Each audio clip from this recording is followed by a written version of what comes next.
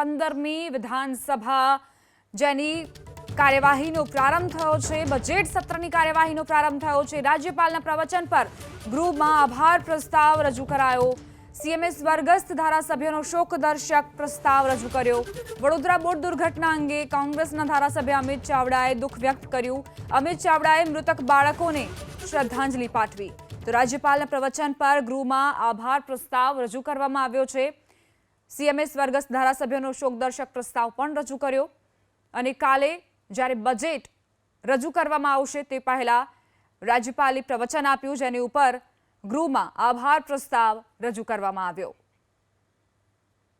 એટલે આ બજેટમાં ગુજરાતના લોકોને ક્યાંક રાહત મળે, રેગ્યુલર જગ્યાઓ ભરાય, ગૃહિણીઓને ક્યાંક અંશે જે મોંઘવારીમાં રાહત મળે, એ જે કંઈ અપેક્ષાઓ છે એ અપેક્ષાઓ સરકાર પૂરી કરે એવી અમે પણ અપેક્ષા રાખીએ છીએ।